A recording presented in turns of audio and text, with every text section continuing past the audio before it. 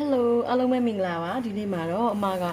အားလုံးအတွက်ပေါ့နော်လွယ်ကူရိုးရှင်းပြီးတော့လင်းလင်းမြန်မြန်ချုပ်လို့ရတဲ့ညဝက်ပေါင်းမီတူပေါ့နော်ဘေးဆက်ကြောင်မှာညဝက်ပေါင်းမီတူလေးကိုအမမျှဝေပေးမှာဖြစ်ပါတယ်ကဲစိတ်ဝင်စားရဆိုရင်အမနဲ့တူတူအခုပဲလိုက်ကြည့်လိုက်ရအောင်နော်ကဲဟုတ်ပြီပတန်တစ်ခုစဆွဲပြီပတန်တစ်ခုစဆွဲတဲ့နေရာမှာဒီပေါ့နော်တချမ်းစာကိုအရင်စဆွဲမယ်တချမ်းစာကိုစဆွဲမယ်ဆိုတော့အနောက်ချမ်းကိုစဆွဲမယ်ကိုရဲ့ညာဘက်မှာပေါ့နော်ကိုရဲ့ဘက်ချမ်းမှာအနောက်ချမ်းကိုစဆွဲမယ်စဆွဲတဲ့နေရာမှာမတို့ဒီဘေးကိုဘယ်လောက်ချမ်းမလဲဆိုတော့အနောက်ချမ်းစဆွဲမယ်ဟုတ်ပြီနော်အနောက်ချမ်းစဆွဲမယ်ဆိုတော့မတို့ရဲ့နောက်ခွကိုတွက်ထားရမယ်နော်နောက်ချမ်းစဆွဲမယ်နောက်ခွကိုတွက်မယ်ဆိုရင်နောက်ခွတော့မတွက်ထားရဘူးsorry 86ပေါ့နော်မူရင်းတင်ပတ်တယ်ကို16နဲ့စားမယ်ပြီးတော့ plus 3ပေါင်းဟုတ်ပြီနော်အဲ့ဆိုတော့အနောက်ကွာက 8.37 8.3ပေါ့နော်အဲ့ဆိုဒီနောက်ကွာတန်ဖိုးကိုကြည့်လိုက်မယ်အမတို့ဒီဘက်မှာဘယ်လောက်ခြံရမလဲဆိုတော့လေ 8.3 ဆိုတဲ့ခါကျတော့အမတို့10 cm လောက်ခြံရပြီပါ10 cm တွဲပေါ့နော်အမတွဲခြံပေးလိုက်မယ်နော်ဒီကွာထုတ်စာလေးနဲ့မတို့ဒီချုပ်စာလေးကြံပြီဆိုရင်ရပြီနော်စနစ်ချမ်းမယ်ဒါကိုလည်းစနစ်ချမ်းမယ်စနစ်ချမ်းပြီးတော့အဲ့စနစ်ချမ်းနဲ့မြင်းပြောင်လေးအရင်ဆွဲလိုက်မယ်နော်မြင်းပြောင်လေးတစ်ချောင်းဆွဲပြီးအပေါ်ကဘယ်လောက်ချမ်းမလဲဆိုတော့အပေါ်ကိုလည်း10 cm လောက်ချမ်းလိုက်မယ်နော်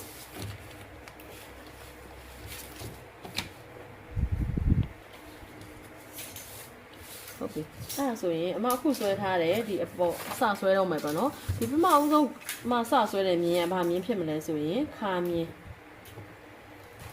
ဟုတ်ပြီနော်ခါမြင်းပြီးပြီဆိုရင်ခါမြင်းပြီးရင်မဘာမြင်းလာမလဲတင်အမြင့်ဆိုတော့တင်မြင်းလာမယ်နော်တင်မြင်းကဘယ်လောက်လဲ21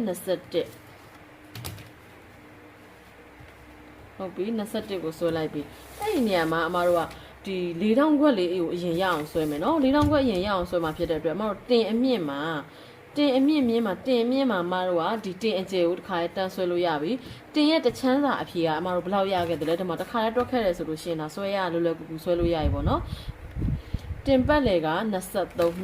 ဆိုတော့အမဒီတင်အကျယ်မှာတင်မြင့်နေရာမှာတင်ပတ်လေ23လေးကိုဆွဲလိုက်ပါမယ်ဒီဂျိုးတက်ဖောင်းပြီးမှမတို့ဒီခါအတိုင်းမလို့ပေါ့နော်ခါအတိုင်းမလို့မတို့ခြေဝဆိုတာမလို့ဘာလို့မလို့ရလဲဆိုတော့မတို့ဒီတင်မြင်းပေါ်မှာပဲမတို့ကမူတည်ပြီးတော့ဒါ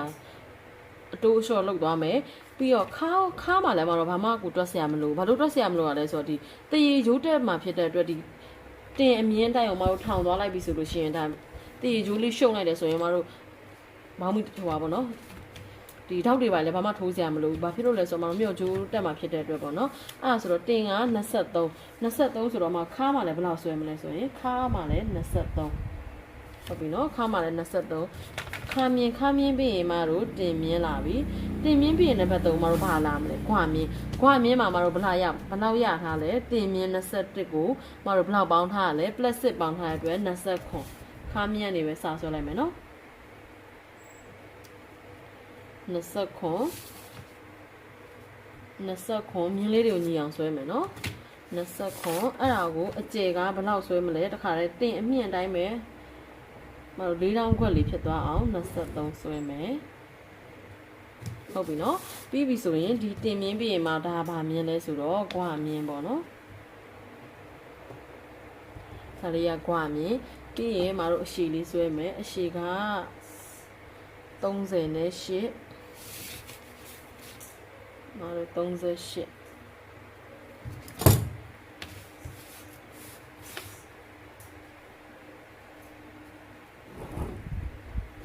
โอเคအဲ့ဆိုမတို့ဒီမြင်းကိုဆက်လိုက်ရုံပဲเนาะကဲဟုတ်ပြီဒီလေးမြင်းရသွားပြီဆိုရင်မတို့ဒါ4000ခွက်လေးဖြစ်သွားပြီပေါ့နော်4000ခွက်လေးဖြစ်သွားပြီဆိုတော့ဘောင်းမီရေချုပ်တဲ့နေရာမှာမတို့ဒီဘက်မှာဗာလေးထုတ်မလဲခွာလေးထုတ်မယ်နော်ခွာထုတ်ရင်မတို့ဒီမြင်းလေးချောင်းမှာဘယ်နေရာမှာလာထုတ်မလဲဆိုရင်မတို့ခွာထုတ်မယ်ဆိုတော့ဘာမှစဉ်းစားစရာမလိုဘူးခွာထုတ်မယ်ဆိုတော့ဘယ်မြင်းမှာလာထုတ်မလဲဒီခွာမြင်းမှာပြင်ကိုထုတ်မယ်အဲ့ဒါအမတို့ပြင်ကို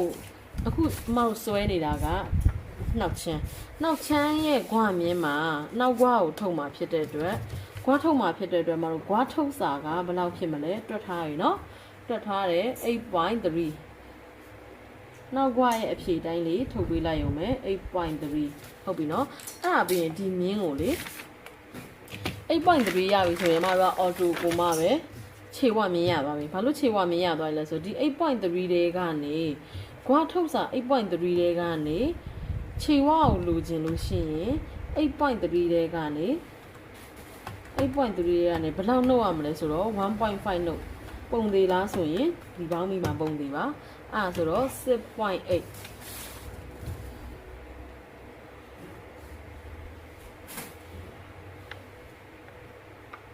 6.8 အဲ့ဒါဆိုရင်ဒီမျက်နှာကြောင်းကိုဆက်လို့ရပြီဒီဂွထုတ်စာလေးကဘယ်ရလာတာလဲမတို့ sorry ဒီခြေဝလေးကဘယ်ရလာတာလဲဆိုရင်မတို့ဒီအနောက်ဂွထုတ်စာတွေကနေဘယ်လောက်နှုတ်လိုက်တာလဲ 1.5 နှုတ်လိုက်တာ 1.5 နှုတ်လိုက်ရင်ဂွမြင်ရပြီเนาะ sorry ခြေဝမြင်ရပြီအဲ့ဒါကိုဂွထုတ်စာကိုထုတ်မယ်ခြေဝအယိုဒီလိုစောင်းပြီးလာဆက်လို့မရအောင်เนาะအဲ့ဆိုမတို့မောင်းမိရဂွကြီးရလေလုံးဝအဆင်ပြေနေမှာမဟုတ်ဘူးဝေးရတယ်လုံးဝအဆင်ပြေမှာမဟုတ်ဘူးဒီတစ်ချက်ကလေးကိုမမေ့ပါနဲ့ပြီးပြီဆိုရင်ဒီဂွထုတ်စာလေးကိုဂွမြင်းလေးကိုအရှိဂွထုတ်စာလေးနဲ့မတို့တင်အမှတ်လေးနဲ့ကိုဆက်လိုက်မယ်ဟုတ်ပြီเนาะဆက်ပြီးပြီဆိုရင်မတို့ကဒီမှာဒီ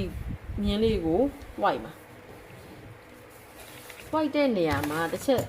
မတို့ထောက်ကလေးစားလိုက်တဲ့သဘောဖြစ်အောင်လို့ဒီခါမြင်းရတဲ့အတွင်းကိုဝမ်းဝင်ပေးပါဝမ်းဝင်တဲ့အမှတ်နဲ့တင်မြင်းတဲ့ကိုအရင်ဆုံးလေးဆက်ပြီးเนาะ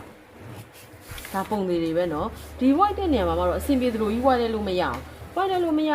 တာဖြစ်တဲ့အတွက်မတို့ဒီဂွမြင်းကနေဂွမြင်းကိုဒီမြင်းဆောင်လေးပေါ်ကနေဒီအမှတ်နဲ့ဒီအမှတ်ကိုထောက်မှန်ပေါ့เนาะဒီမှာထောက်မှန်ကြနေเนาะဒီလိုထောက်မှန်လေးဆက်လိုက်မယ်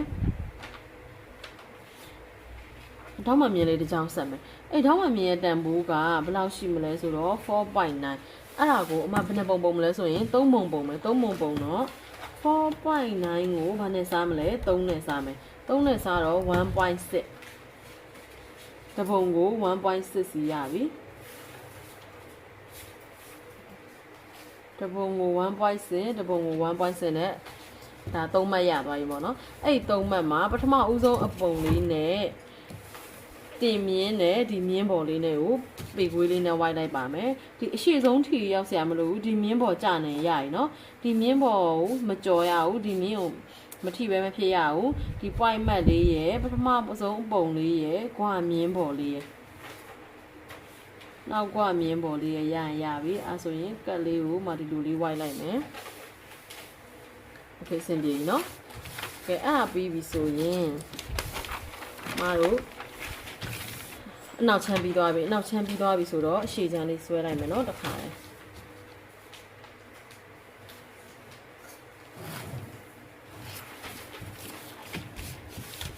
ကဲရှေ့ချမ်းမှာလည်းဘယ်ကနေစဆွဲမလဲဆိုတော့ခါမြင်းကနေစဆွဲမယ်မြင်းလေးကိုညီနေအောင်လို့ခါမြင်းကနေစဆွဲမယ်ခါမြင်းပြီးရင်ဗာမြင်းလာမလဲတင်မြင်းသူ့အတဲ့တိုင်းပဲဆွဲသွားမယ်เนาะ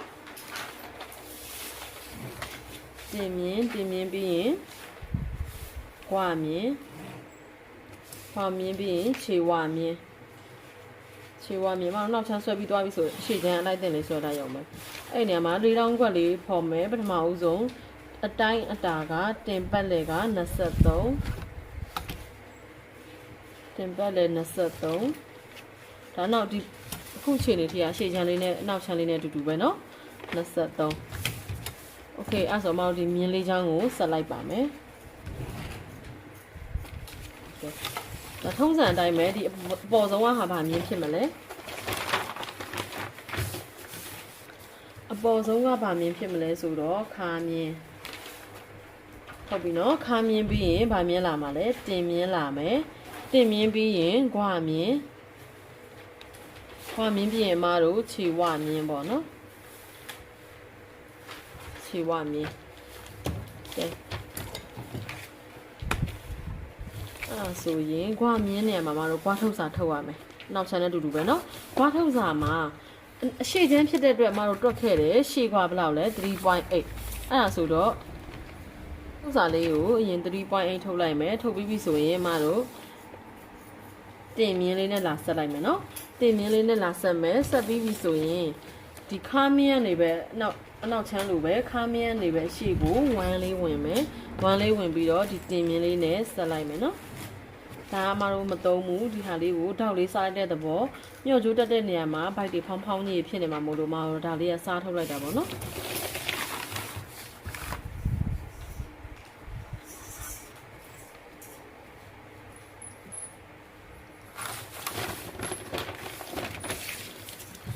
ဟုတ်ပြီအဲ့ဒါဆိုရင် 3.8 เนาะရှေ့ကွာ 3.8 အဲ့ဆိုရင်ရှေ့ခြေဝါမြင်ကလည်း 3.8 ထဲကနေမှဘယ်လောက်လုပ်မလဲ 1.5 လုပ်မယ်เนาะ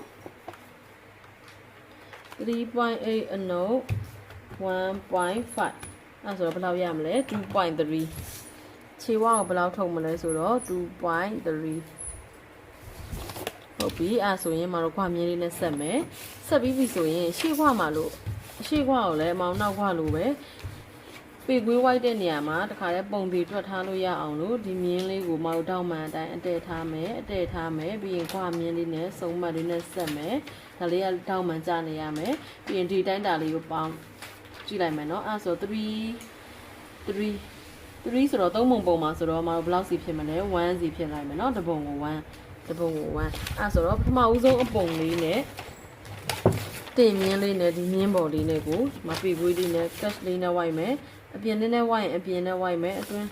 အပြင်နဲ့ဝိုက်လို့အဆင်မပြေဘူးဆိုရင်အတွင်းလေးနဲ့ဝိုက်မယ်အဆင်ပြေသလိုဝိုက်လို့ရရင်နော်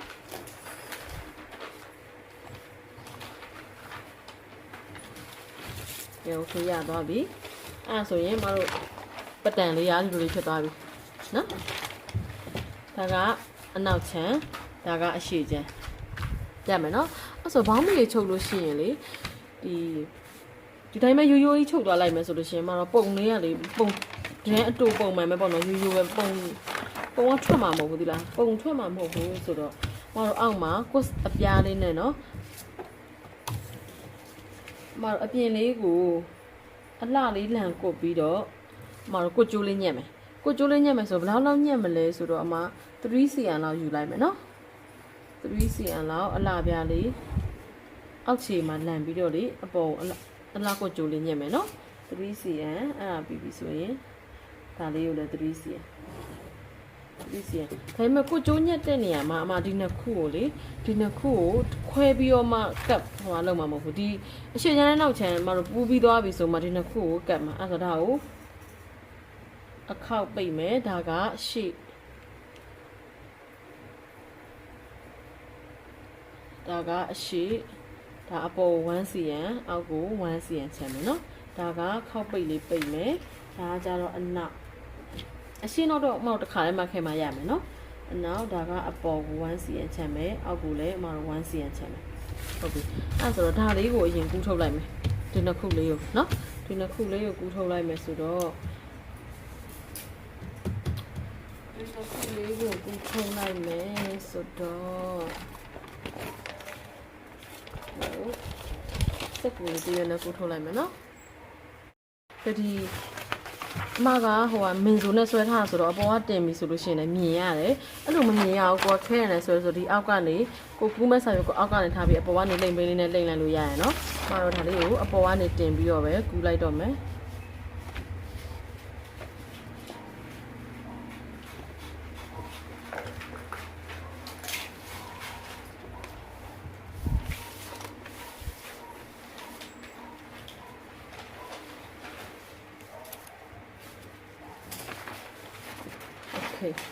အဲ့ပြီးရင်ဒါကဒါလေးအရင်ပိတ်လိုက်မယ်နော်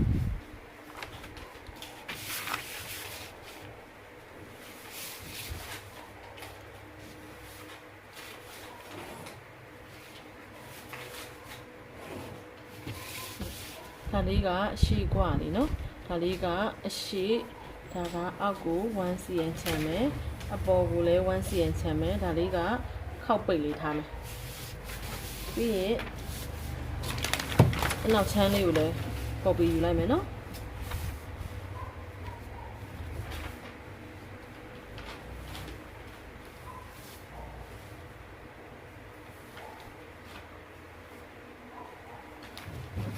โอเคအဲ့ဆိုရင်ဒီနှစ်ခုကိုပိတ်မယ် အောက်ခြေကိုပိတ်မယ်ဒီဘေးကွာလေးပေါ့နော်ဒီကွာလေးကိုပိတ်မယ်အပေါ်ကိုပိတ်မယ်ဒီဘေးချောင်းကမခောက်ပိတ်လေးလုံးမှာဆိုတော့ခောက်ပိတ်လေးထားမယ်ဒါကိုတော့ဟိုပါပေါ့နော်အနောက်ပေါ့နော်အနောက်ဒါကအပေါ်ကို 1cm ချမ်းမယ်အောက်ကိုလည်း 1cm ချမ်းမယ်ဟုတ်ပြီနော်ဒီနှစ်ခုကိုတို့ကဒါအရှေ့နဲ့ဒါအနောက်ဒီနှစ်ခုကိုတော့ဆက်လိုက်မှာဒီနှစ်ခုကိုဆက်ပြီးတော့တစ်ခါလေးတိတ်ကတ်ခဲလိုက်မယ်အဲ့ဒါဆိုတို့ဒီပတ်တန်ယူတဲ့ခါမှာကျတော့နော်တစ်ဆက်သေးပဲယူလို့ရသွားပြီပေါ့နော်အဲ့ဒီဒါလေးကိုရင်လုပ်ပြလိုက်မယ်ဟုတ်ပြီတို့ဒီအလှဘက်ကိုလန်ကိုမဲ့အပြားလေးကိုလည်းတစ်ခါလေးပတ်တန်မှာပဲချုပ်စာချန်ခဲ့မယ်နော်အောက်ကို 1cm အောက်ကို 1cm ဒါခောက်ပိတ်ဆိုတော့ဒီဘက်ဘေးကချန်စရာမလိုဘူးเนาะချန်စရာမလိုဘူးအပေါ်လည်း 1cm ချန်ခဲ့မယ်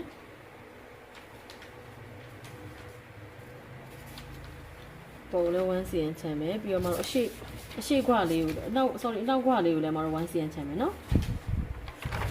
โอเคဒီလိုလေးဖြစ်သွားပြီဒီလိုလေးဖြစ်သွားပြီပြီးတော့အရှိကွတ်စာလေးကိုလည်းအရှိခောက်ပြားလေးကိုလည်း 1cm ချန်မယ်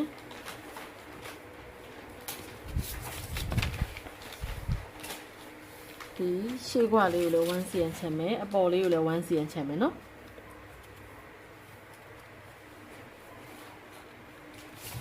ဒီဘက်ဘေးက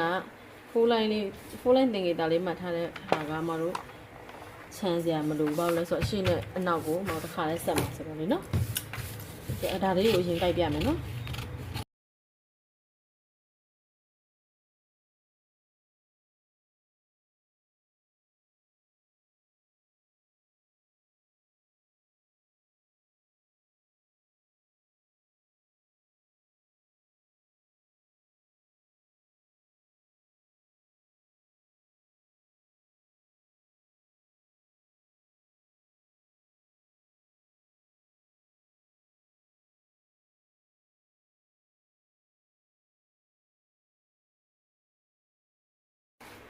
โอเคတို့ကတင်လေးကိုဒီလိုလေးဖြတ်ပြီးသွားပြီပေါ့နော်ဒီဟာလေးကိုလည်းနှစ်ခုချင်းစီအရှေ့ချမ်းကိုလည်းနှစ်ချမ်းအနောက်ချမ်းကိုလည်းနှစ်ချမ်းအဲဆိုတော့တို့စုစုပေါင်းကတင်က6ချမ်းပေါ့နော်6ခုပြီးသွားပြီဆိုပြီးတော့ကဒီခရမ်းလေးကိုပေါ့နော်အနားကွတ်လေးကို